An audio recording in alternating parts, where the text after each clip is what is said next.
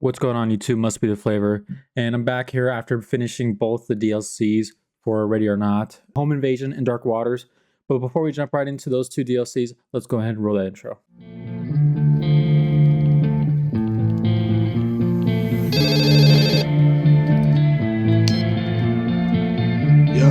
Hello, shorty. What are you doing? Nothing. Sitting here watching the game, smoking some bud. Are you all alone?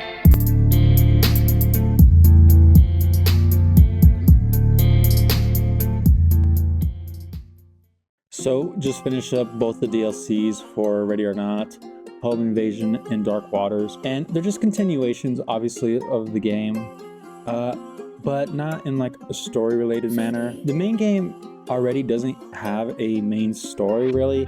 It's just a city kind of going through a tough time, droll and dark city, kind of like how you imagine like Gotham in like the comic books, right? Just like a dark city kind of in the moment. So with Home Invasion, it kind of takes place after a hurricane kind of sweeps through the city. So you're going to locations like dorms, narcos, and a lawmaker. So through the dorms, it's basically just a rundown. I don't know if it's an old community college or apartment complex, but there's a whole old rundown place where there's a whole bunch of drug addicts, alcoholics, and crackheads who live in this like rundown building, who just have guns and stuff. So you're kind of just clearing that out. Same thing, great set design there in the mission and beautiful lighting throughout. That's one thing I noticed with the Home Invasion is like there's a certain lighting where it's kind of like end of day, kind of like dusk, sun going down and everything. So it gives off like this orange lighting in the background. For the next mission, Narcos, basically just going through like a housing community. It's basically ran by a cartel there. So what you're doing is you're going in there and trying to rescue a undercover agent. You just go from house to house, clearing the houses, clearing the little alleyways. This mission was a pain in the ass to get S rank. So to get S rank, can't kill anybody, and you have to just secure everyone and whatnot. But it was a pain in the ass because the house to house part's easy, but it's the open areas that it will get you. Like there's this big open area with a swimming pool in the back, and there's always guys there.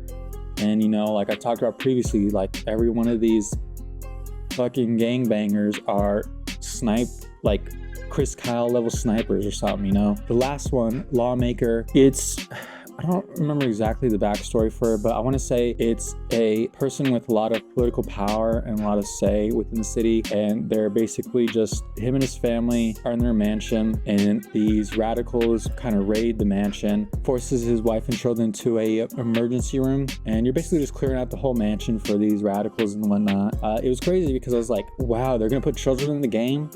But the most you see of them is like on a little like computer screen or whatever of the wife and children in the panic room. But that's like the most you see of them. Nothing crazy about the Home Invasion DLC. I think they just added the 3 maps, no guns. Beautiful, like always. The team down there knows how to do it with creating the environments and everything in it. But a pain in the ass to get S rank for. As for Dark Waters, they also did the 3 maps and the addition, I want to say, of 5 guns. I think it says 5 guns here. It's the Mirage at Sea, Leviathan, and 3-letter Triad. The Dark Waters DLC, you basically are just you're in a team going from water location to next water location to next water location, right?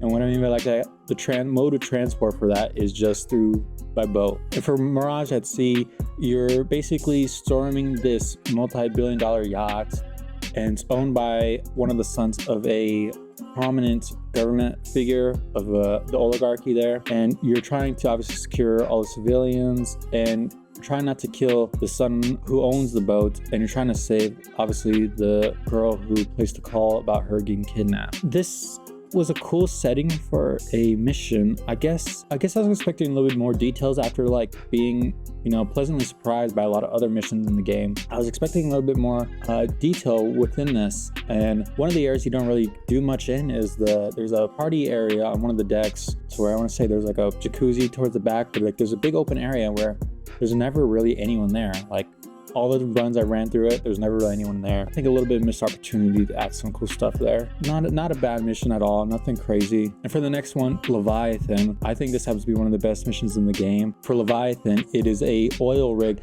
that gets taken over by extreme environmentalists, and they basically just take control of it and live stream them executing people and live stream the whole thing going down. Because I want to say, I think they're trying to blow up the rig as well. But that's just like the little backstory between just this mission. There's like minor backstory before all the missions. But when you even load up into all 3 locations you can load up into, just have like this total cinematic feel, and it just immediately immerses you into the situation. Even from like the raindrops falling on to like your goggles, I think it was just a perfect setting. And just with all the little things and all the great things that I constantly keep bringing up that they did throughout the entire game, this is one of the missions that it completely shines through and immerses you into that exact environment. I think it's easily one of the best missions in the entire game. And for the 3-letter triad, it's basically a rundown resort that gets used by dark organizations, the cartel and stuff, to do all of that kind of drug smuggling, gun moving, and all that typical nonsense. I don't know. This mission felt really lackluster. The Dark Waters, the first one, and then first mission, Mirage at Sea, then this one, the 3-letter triad mission, just felt there. I know that, I don't know, because I was so happy with Leviathan, and there's other missions where they're just amazing, and just these 2 just felt like lackluster. Beautiful map, beautiful design, and it looks great. It just, I don't know, it didn't feel like it immersed me or at all or anything like that. It just felt like it was there, to be honest. Like, because even exploring didn't feel anything crazy. I know that there's a secret room on this level. It just didn't, I don't know, just doesn't give me much to feel or talk about. I guess that's what it is. So with that being said, the DLCs, they're fine, really. I mean, nothing crazy. I obviously love Leviathan on Dark Waters. I think the setting and the mood in Home Invasion is great. I want to say that the regular price is like, I want to say the regular price for the DLCs is about $10 per DLC. I think they might have a sale going on where it's like $4 or $5 off right now. The $10 mark, I thought about it. At first I was like, wow, like, I don't know. It kind of seems like a lot just for the 3 maps, the 3 missions. I don't know, but at the same time, you know, this is a small company, small developer who make this, and it's a way to support them, right? It's a way to give back to their whole organization. Small companies, they work real hard and they push out whatever they can, and on the back end they're trying to just make enough to break even or hopefully do more projects in the future. So I don't see it as a crazy like price gouge or anything like that. I was really happy with the updates that they pushed out, especially within the last couple of days. Really helped with fixing up some of the weird little glitches and showing how the maps are made. And I love that, where they give the backstory and like, here's reference images, here's kind of what we thought going into it. I love that. Shows heart and passion, and that kind of stuff will make people pay that $10 for the DLC, and they keep supporting your company and keep supporting you to push out more games. So the more of that happens, the more people will be more willing to start buying the DLC like this and just supporting any way that they can. I had fun playing the DLC. If it's on sale, I'd say get it. If you enjoy the game and want to support them, you should definitely get the DLC.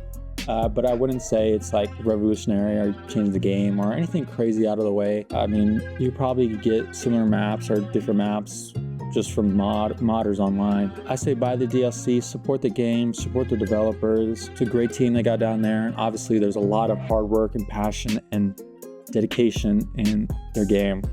I plan on pushing out just 2 more videos for Ready or Not. I'm working like hell on the Steam achievement video, so where I get all the achievements for the game on Steam.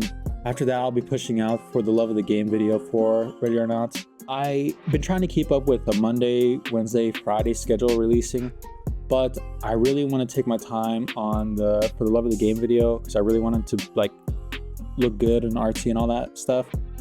And then the Steam achievement just depends on how fast I can get those done, right? Like, you got to get S rank through all of it. You got to do the Iron Man mode for the entire game and not lose an officer through it. So we'll see how that goes. I'm pretty far into it. I only have like 6 or 7 to go. A couple of those are just like the Iron Man ones, which I don't think is going to be too crazy, but we'll see how it goes. But thanks for watching. I hope you come back for some more. Hit like and subscribe, and thank you so much for constantly tuning into my videos. Thank you. What you doing, son? Nothing. Just chilling. Killing. True, true.